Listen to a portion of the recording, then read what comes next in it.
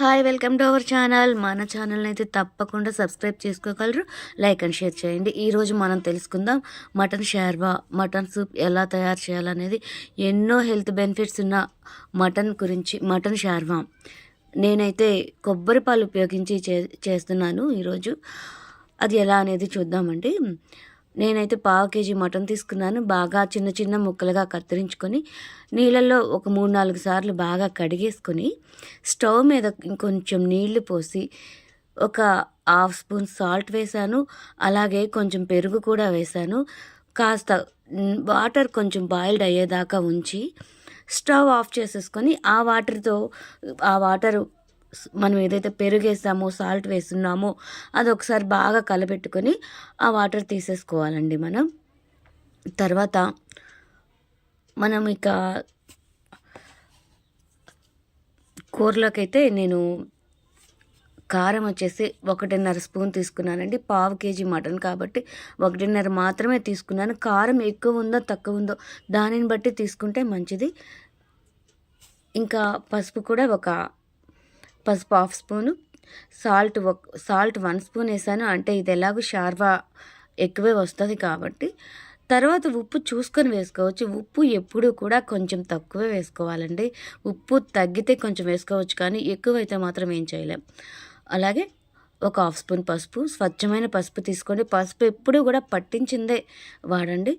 అలాగే నేను నూనె కొలిచే గెరిట ఉంటుంది కదండి, దాంతో ఒక 3 గెరిట్లు అయితే తీసుకున్నాను నూనె.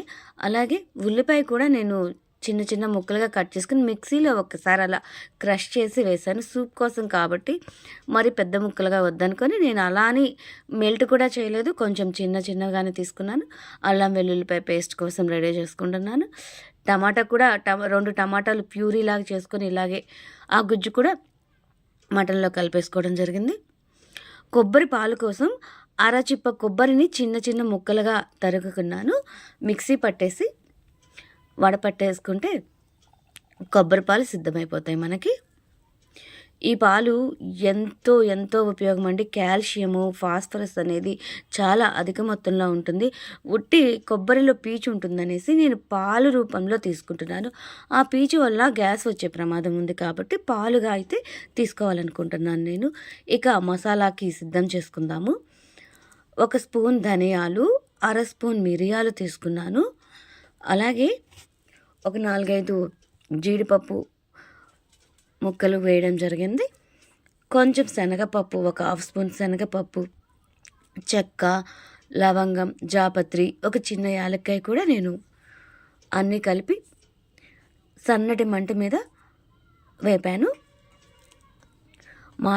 అడుగు మాడకుండా చూసుకోవడం చాలా ముఖ్యం. అందులోని ఇది స్టీల్ది కాబట్టి ఇంకొంచెం త్వరగా మాడే ప్రమాదం ఉంది. స్టీల్ బాండి వాడుతున్నానండి నేను. ఎంత సిమ్లో వీలైతే అంత సిమ్లో పెట్టి వేపాల్సి ఉంది. ఇక కుక్కర్లో 5-6 విజిల్స్ వచ్చిన తర్వాత నేను ఈ విధంగా మళ్ళా మూత తీసేసి అల్లం వెల్లుల్లిపాయ పేస్ట్ వేసాను. ముక్క బాగా ఉడికిందో లేదో చూసుకోవాలి, లేదంటే మటన్ ఒక్కసారి ముదురుదైతే మనకి చాలా ఇబ్బంది అయిపోతుంది.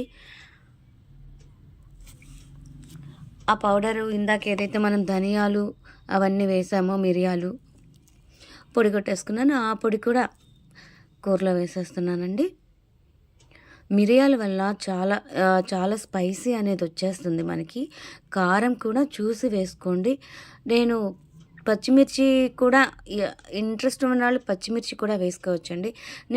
నేనైతే స్కిప్ చేసేసాను, ఎందుకంటే బాగా కారం అనిపిస్తుందేమో అనేసి స్కిప్ చేయడం జరిగింది. పచ్చిమిర్చి కూడా ఒక 3-4 వేసుకోవచ్చు స్పైసీ ఇష్టపడేవాళ్ళు. అలానే కొత్తిమీర కూడా నేను మిక్సీ పట్టేసాను, మెత్తగా చేసేసుకొని అందులో కలిపేయడం జరిగింది. అందుకే నేను చివరిలో కూడా యాడ్ చేయలేదు. కొబ్బరి పాలు పోసేస్తున్నాను. ఏవైతే తీసుకున్నానో ఆ కొబ్బరి పాలు వల్ల మనకి అదనపు టేస్ట్ వస్తుంది. ఒక రకమైన గ్యాస్ ఇబ్బంది నుంచి తప్పించుకునే అవకాశం కూడా ఉంటుంది. కాబట్టి నేను మటన్ షార్వా ఎప్పుడూ కూడా కొబ్బరి పాలతో చేయడానికే నేను ఎక్కువ ఇష్టపడతాను. కూర అయితే సిద్ధమైపోయిందండి. కావాలనుకుంటే ఇంకొంచెం పలచగా కావాలి అనుకున్న వాళ్ళు ఇంకొంచెం వాటర్ యాడ్ చేసుకొని ఇంకొంచెం పొయ్యి సెగను కూడా పెట్టుకోవచ్చు. స్పైసీగా ఉంటుంది. కారం అనేది ఎవరి అభిరుచిని బట్టి వాళ్ళు వేసుకుంటే మాత్రం ఇంకా మంచిది.